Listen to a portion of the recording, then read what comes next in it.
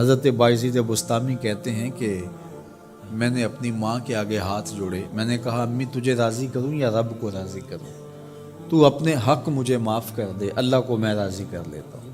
ماں نے کہا جاؤ پتر میں اجازت دیتی ہوں۔ گئے جنگلوں میں ذکر و فکر میں لگے رہے، تنہائی میں اس کو یاد کرتے رہے، دن رات ذکر کے چراغ روشن رکھے۔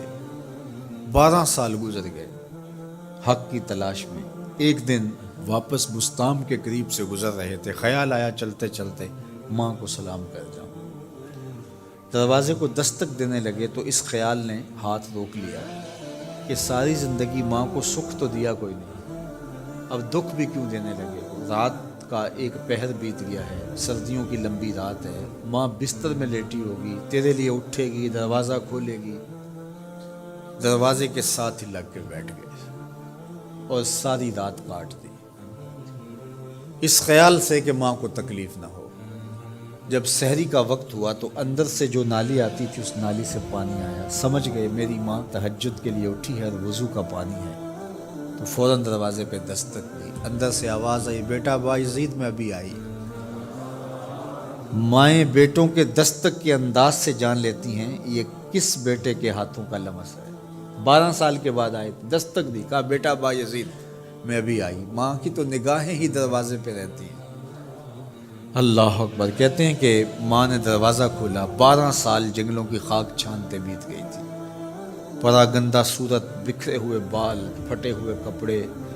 میری ماں کی جب نگاہ میرے پہ پڑی تو اس کی چشمان سے موٹے موٹے آنسو ٹپکنے لگے اور اس نے ایسے ہاتھ پھیلا کے کہا مالک میرا بیٹا بایزید تیری طلب میں نکلا تھا، تو نے ابھی تک اسے اپنا قرب نہیں دیا؟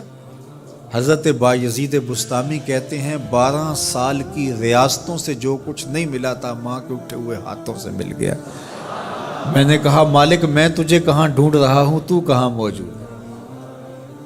تو ماں باپ کی رضا اللہ کی رضا کا دروازہ کھولتی ہے۔ جن لوگوں کے ماں باپ ناراض ہیں اور وہ جا کے پیر صاحب کی خدمت کرتے ہیں اور میاں ماں کے قدم چومو، باپ کی ٹانگیں دباؤ، ان کی خدمت کرو، تمہارے پہلے مرشد وہ ہیں، ان کو راضی کرو، پھر کسی شیخ کامل کی صحبت میں آنا، دیکھو کیسے دل کی بند کھڑکیاں کھلتی ہیں۔ ایک مرشد تو ناراض کر رہا ہے اور دوسرے مرشد سے تمہیں کیا ملے گا؟ تو راستہ یہیں سے کھلے گا۔ والدین کو کبھی ناراض نہ کرو، والدین کو کبھی دکھ نہ دو، والدین کو کبھی تکلیف نہ پہنچاؤ، اور والدین کو بھی چاہیے کہ اپنی اولاد کو اپنا نافرمان نہ بنائے۔ ایک بزرگ فرماتے ہیں کہ مجھے برابر 30 سال ہو گئے ہیں کہ میں اپنی اولاد کو کوئی حکم ہی نہیں دیا، کوئی حکم نہیں دیا۔ کوئی چیز مجھے چاہیے بھی ہوتی ہے تو میں بصیغہ امر نہیں کہتا، بلکہ ایسے ہی بات کرتا ہوں۔ پانی چاہیے تو یہ نہیں کہتا بیٹا پانی لے کر آؤ، میں ویسے ہی کہتا ہوں پیاس لگی ہوئی ہے، تو اگر وہ سمجھ جائے اور وہ خود لے آئے تو اچھی بات ہے، لیکن اگر وہ نہ لائے تو میں نے اس کو حکم ہی نہیں دیا، امر ہی نہیں کیا، تو اس امر کی مخالفت ہی لازم نہیں آئے گی۔ تو کہا 30 سال برابر گزر گئے ہیں، میں نے اپنی اولاد کو حکم نہیں دیا کہ کہیں وہ میری نافرمان نہ ہو جائے، کیونکہ اگر وہ نافرمان ہو گئی پلے کچھ نہیں رہے گا۔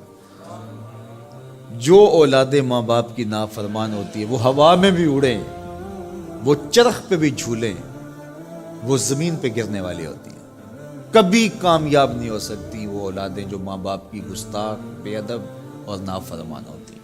وہی اولادیں سرخرو، کامیاب اور کامگار اور بامراد ہوتی ہیں جو ماں باپ کی خدمت کرتی ہیں، ماں باپ کی دعائیں لیتی ہیں۔ وہ ایک بچہ ماں باپ کے پاؤں دبا رہا تھا، تو ایک بچہ ایک بر اعظم میں، دوسرا دوسرے بر اعظم میں، تیسرا تیسرے بر اعظم میں بڑے بڑے کاروبار کر رہا تھا۔ تو کوئی اس کا دوست ملنے آیا، اس نے کہا کہ اس نکمے کو بھی کہیں بھیج دو، فلاں جو ہے وہ یورپ میں ہے، فلاں امریکہ میں ہے، وہاں اتنی بڑی کمپنی اس نے کھولی ہوئی ہے، اس نکمے کو یہاں بٹھایا، اس کو بھیج دو، یہ تو نکمہ کسی کام کا نہیں۔ کہا یہ نکمہ ہی تو میرے کام آ رہا ہے، یہ نکمہ ہی تو میرے کام آ رہا ہے۔ تو اولاد خوش نصیب ہے کہ اپنے ماں باپ کی خدمت کرے اور ان کے ساتھ حسن سلوک کرے۔